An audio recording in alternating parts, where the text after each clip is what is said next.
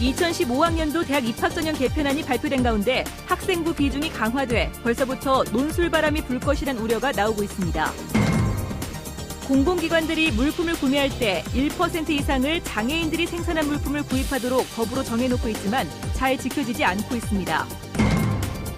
새누리당 경북도당과 경북도청이 오늘 서울에서 당정협의회를 갖고 현안 해결을 위해 함께 노력하기로 했습니다. 수도권에서는 주택 대출이 줄고 있지만 지역에서는 오히려 늘고 있어 심각한 후유증이 우려되고 있습니다. 네, 여러분 안녕하십니까? 대구 경북 소식 전해드립니다. 앞서도 관련 보도가 있었습니다만 정부가 입시 전형 간소화를 주 내용으로 하는 2015학년도 대학 입학 전형 개편안을 발표했습니다. 지금의 고등학교 2학년 학생부터가 대상입니다. 핵심이 학생부 강화 방침인데 오히려 논술 광풍을 몰고 올 것이라는 우려를 낳고 있습니다. 금교신 기자가 취재했습니다. 정부의 대학 입시 개편안의 핵심은 전형 요소를 수능과 학교생활기록부, 논술 등 3가지만 남기겠다는 것입니다. 각 대학의 수시 유형을 4가지로 제한하고 면접과 적성고사를 없애는 한편 수능 최저 학력 기준도 사실상 없애기로 했습니다. 대학들이 수시 모집에서 학생부 등을 중심으로 먼저 합격 대상자를 가린 뒤 수능 최저 학력 기준을 적용해 최종 합격자를 뽑는 일종의 안전장치를 활용하지 못하도록 한 것입니다. 중상위권 대학들은 학생부로만 선발하는 것은 무리가 있다면서 반발하고 있습니다. 학생부가 굉장히 좋은 거는 맞는데 학교마다 수준차가 너무 심합니다. 그래서 그 기준을 한다는 것은 상당히 문제가 있다고 봅니다. 결국 대학들은 수능과 논술에 중점을 둘 것으로 보입니다. 따라서 올해 기준으로 33.6%만 뽑는 정시 전형이 50%에서 많게는 70%까지 확대되고 수시는 줄어들 전망입니다. 특히 학생부를 보완하기 위해 논술 전형이 확대돼 대학들이 논술을 더욱 정교하고 세밀하게 출제할 확률이 높아졌습니다. 논술에 대해서 특별한 훈련을 한 특목고 학생이나 수도권 학생들이 다소 유리할 수 있기 때문에 지역 고등학교에서도 특별한 이 논술 대책을 세워야 될 것 같습니다. 학생부 비중을 높여 공교육을 정상화하겠다는 정부의 의지에도 불구하고 대학들이 정시와 논술 전형을 확대할 경우 학생들이 사교육 의존도는 더욱 커질 전망입니다. MBC 뉴스 금교신입니다. 중증 장애인들의 취업과 자활을 돕기 위해서 공공기관들이 물품을 구매할 때는 전체 1% 이상을 중증 장애인들이 생산한 물품을 구입하도록 법으로 정해놓고 있습니다. 하지만 구속력이 없다 보니 지켜지지 않고 있습니다. 김은혜 기자가 취재했습니다. 대구시 달서구에 있는 한 중증 장애인 생산시설. 사무용지를 생산, 판매하고 있는 이곳의 생산라인 근로자 11명 모두 2급 이상의 지적장애를 갖고 있지만 숙련 과정을 거쳐 열심히 일하고 있습니다. 조달청을 통해 공공기관의 생산품을 판매하고 있지만 가장 어려움을 겪는 건 역시 판로입니다. 구매율 자체가 너무 좀 현저히 떨어지는 상황인 것 같고요. 최저의 비용으로 가야 되는 부분들이라서 입찰에 참여하기는 중증장애인 생산품이 사실상 어려운 현실에 처해져 있습니다. 지난 2008년 제정된 중증장애인 생산품 우선구매 특별법에 따라 공공기관은 총 물품 구매액의 1% 이상을 구입해야 하지만 잘 지키지 않고 있습니다. 지난해 우선구매 실적을 살펴보면 대구도시공사가 50.1, 도시철도공사 1.14%로 기준을 넘겼을 뿐 대구시는 0.24, 경상북도 0.23, 대구시교육청 0.35, 경북교육청 0.33%에 불과했습니다. 공공기관들이 구매 비율을 채우지 못하는 것은 장애인 생산품에 대한 부정적인 인식과 어겨도 처벌 조항이 없어 이행 의지가 부족하기 때문입니다. 홍보나 동료 위주로 사실은 진행되고 있습니다. 매달 기간에 대해서. 우수한 기관도 공포를 하지만 저조한 기관도 이제 앞으로는 공포하기로 했거든요. 대구와 경북 지역 중증장애인 생산시설은 40여 곳, 비누와 사무용지 등 여러 제품을 생산합니다. 일자리 창출을 통한 장애인의 자립이 실현될 수 있도록 공공기관의 솔선수범이 필요해 보입니다. MBC 뉴스 김은혜입니다. 가계대출이 위험수에 이르렀다는 경고등이 켜진 가운데 대구 경북도 예외는 아닙니다. 수도권에서 줄고 있는 주택대출이 지역에서는 오히려 크게 늘고 있어서 자칫 심각한 후유증을 낳을 것이란 우려가 제기되고 있습니다. 보도에 이태호 기자입니다. 주택거래 비수기라고 할 수 있는 2, 4분기에도 대구에서는 아파트 2만 4천 건의 거래가 이루어졌습니다. 예년 같으면 1년 전체 거래 물량의 절반에 해당하는 것으로 그만큼 빚을 내 집을 사는 사람이 많았던 것으로 분석됩니다. 서울은 가계대출이 증가하는 가운데서도 최근 1년 반 동안 주택대출은 감소했습니다. 하지만 대구는 가계대출이 2조 원 증가했고 이 증가분 2조 원은 고스란히 주택대출에서 비롯됐습니다. 대구 및 경북 지역 같은 경우에는 주택 매매 수요가 꾸준히 지금 상승을 하고 있는 것으로 보여져서 주택 매매 수요에 기인한 주택 대출이 늘어난 것으로 보여집니다. 주택 대출 성격도 다릅니다. 한국주택금융공사에 잡힌 전세대출 보증 금액은 대구 경북을 합쳐봐야 올 들어 2천억 원 남짓. 서울과 수도권은 전세대출이 많았지만 대구 경북은 빚을 내 집을 사는 쪽을 선택한 사람이 월등히 많았습니다. 투기적인 수요가 빠져나가게 되고 금리 변동에 따라서는 상당한 어떤 주택 시장에 타격을 줄 수 있기 때문에 2008년 금융 위기가 왔을 때 2005년과 2006년 부동산 경기 과열기에 늘려놓은 주택 대출 때문에 많은 서민들이 큰 고통을 겪었습니다. 이미 부동산 대출이 크게 늘어난 상태에서 정부의 부동산 대책이 대출 확대 쪽에 맞춰지면서 가계 신용을 걱정하는 목소리가 더욱 커지고 있습니다. MBC 뉴스 이태호입니다. 2013 대구 세계에너지 총회가 40여일 앞으로 다가온 가운데 조직위원회가 대구로 사무실을 옮기고 운영계획 종합보고회를 여는 등 본격적인 현장 체제로 전환했습니다. 오늘 점검에서는 초청 연사와 프로그램 개발, 부대 행사 유치, 논문 접수, 스폰서 유치 등은 목표를 초과 달성했지만 교통과 숙박은 구조적인 어려움이 예상되고 통역 요원 확보와 국내 홍보도 아직은 부족하다는 지적이 나왔습니다. 새누리당 경북도당과 경상북도가 오늘 당정 협의회를 가졌습니다. 정부가 내년 예산안에 대선 공약 예산 집행을 축소하거나 연기할 것으로 알려져 국비 예산 확보 방안에 초점이 모아졌습니다. 이상원 기자가 보도합니다.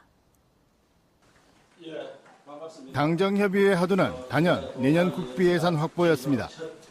현재 내년 예산안에 대한 기획재정부의 3차 심의가 진행되고 있는 가운데 정부가 대선 공약 예산을 내년 예산의 우선순위에서 미룰 것으로 알려지면서 SOC 예산 등 경북 지역 주요 예산 확보에 차질이 예상되기 때문입니다.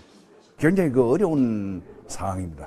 다른 해와 달리 비상 지금 태세로 예산 확보 또 타당성 추진에 대해 총력을 기울이고 있습니다. 새누리당 경북도당은 이병석 국회 부의장, 최경환 원내대표, 김광림 예결위 간사, 이철우 도당위원장을 중심으로 예산을 최대한 확보하는 데 정치력을 총동원하기로 했습니다. 도로도 복지다, 농업도 복지다, 이런 생각으로 앞으로 정부가 예산 편성해가지고 국회에 가지고 오면은 경상북도 의원들이 아주 일심해가지고 경상북도 예산이 많이 증액되고 또 농촌 복지가 이루어질 수 있도록 그렇게 열심히 심의를 하도록 하겠습니다. 동시에 SOC 분야 등 불가피한 예산 삭감에 대비해 문화 분야 등 다른 분야에서 예산을 확대 편성해 나가는 작업도 병행해 추진해 나갈 방침입니다. 정부에서 40%를 삭감할 계획을 가지고 있기 때문에 거기에 미친다는 것은 좀 힘들 거로 생각합니다. 그러나 다른 예산을 복지 예산 또 다른 문화 예산 이런 부분에서 충당을 하도록 노력하겠습니다. 당정협의회가 끝난 뒤에는 이군현 국회 예산결산특별위원장, 현오석 부총리 겸 기획재정부 장관을 잇따라 만나 지역 현안 사업에 대한 국비 예산 지원을 요청했습니다. 다음 달 정기국회 개원을 앞두고 국비 예산 확보를 위한 지자체 간의 경쟁이 더욱 치열해지는 가운데 예산을 틀어지고 있는 정부의 입장이 녹록지가 않습니다.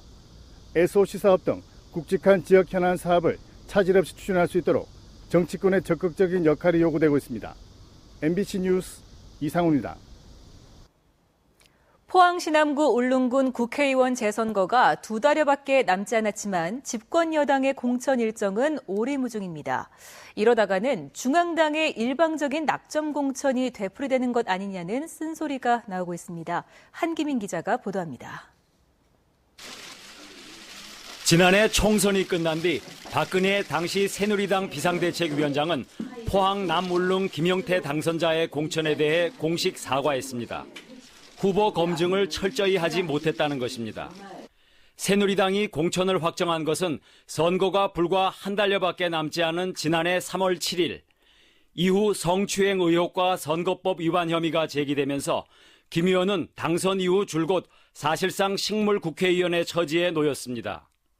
후보 검증 기간이 충분하지 못했던 데다 하향식 전략 공천으로 지역 여론이 충분히 반영되지 못했기 때문입니다.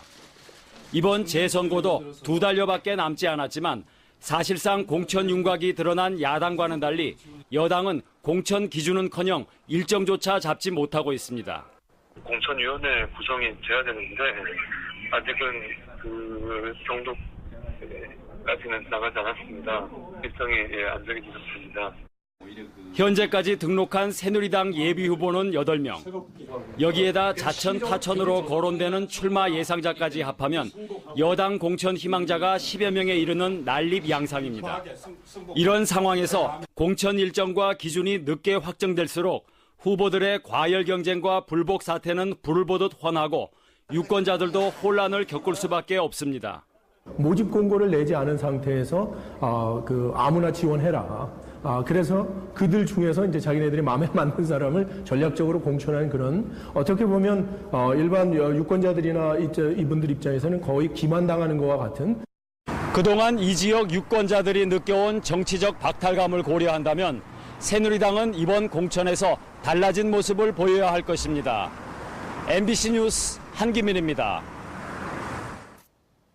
민주노총 경북지역본부는 보도자료를 내고 노동부는 대법원 판례에 따라 통상임금 관련 행정지침을 즉각 수정하라고 요구했습니다.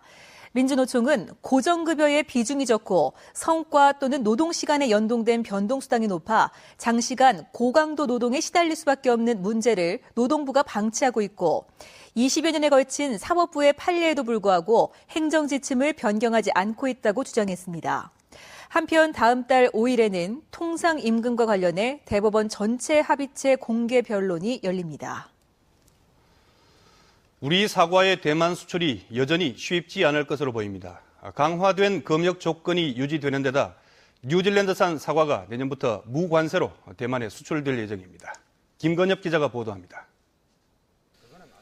봉화 사과 수출 단지입니다. 2주 단위로 병해충 발생 여부를 확인하는 예찰 활동을 하고 대만 측에서 사용이 허가된 약재로만 방제하고 있습니다.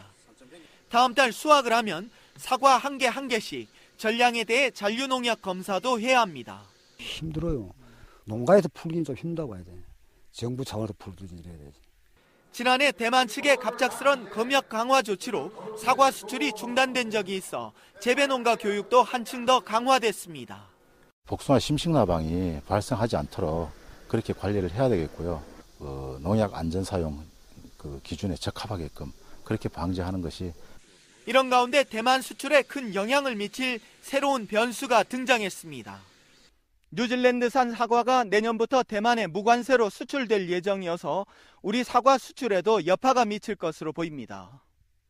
뉴질랜드산 사과의 수출 단가는 톤당 $1,160로 한국산의 33%에 불과하고 주력 수출 품종도 겹치고 있습니다. 달라지는 수출 시장 상황에 대비하고 품질을 고급화해 우리 사과의 경쟁력을 높여 나가야 한다고 전문가들은 지적하고 있습니다. MBC 뉴스 김건엽입니다. 대구사회복지공동모금회는 아시아복지재단과 공동으로 오늘부터 다음 달 1일까지 여섯 동안 대구 경북 디자인센터 4층 전시실에서 취약계층 지원을 위한 사랑의 작품전을 엽니다. 이번 전시회에는 전국의 170여 명의 작가들이 기증한 작품이 전시되고 작품 판매 수익금은 대구 지역 장애인들의 월동 지원과 근로장애인 지원금으로 쓰일 예정입니다. 대구시가 동성로와 국제보상로의 보행 환경을 개선하기 위해 에스컬레이터 설치 공사와 지하상가 출입구 공사를 시작했습니다. 공사는 내년 3월 말까지 계속되며 이에 따라 옛 한일극장 앞 북쪽 한계차로가 축소 운행됐고 남쪽 한계차로는 다음 달 20일부터 축소 운행됩니다. 경상북도는 개학철을 맞아 다음 달 6일까지 열흘간 학교 급식소와 매점, 도시락 공급 제조업소의 부패 변질 및 무표시 제품 사용 여부, 조리시설의 청결 관리 등을 특별 점검합니다. 이번 점검에서는 식중독 발생 우려가 높은 학교 급식소, 도시락 공급 제조업소, 식재료 공급업소 등을 중점 지도 점검하고 수거 검사도 할 계획입니다.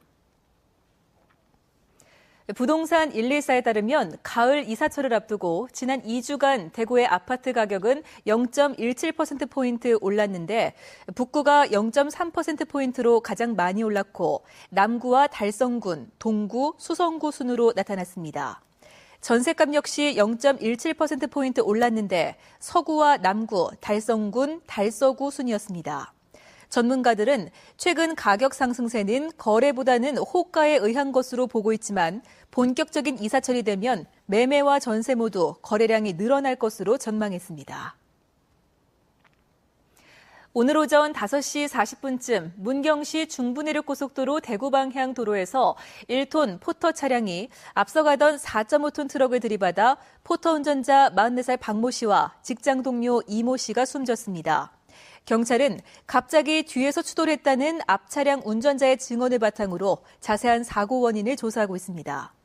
비슷한 시각 대구시 북구 서변동 강변축구장 근처 공사 현장에서 71살 서모 씨가 운전하던 차량이 공터에 빠져 119 구조대가 서 씨를 구조했습니다.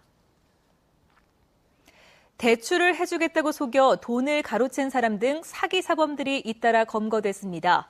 대구 강북경찰서는 대출 광고 메시지를 휴대전화를 이용해 무작위로 보낸 뒤에 연락이 온 사람들에게 대출금 채권 전환 설정료 명목으로 440만 원을 송금하면 3천만 원을 대출한다고 속여 30여 명으로부터 1억 6천여만 원을 받아 챙긴 혐의를 받고 있습니다.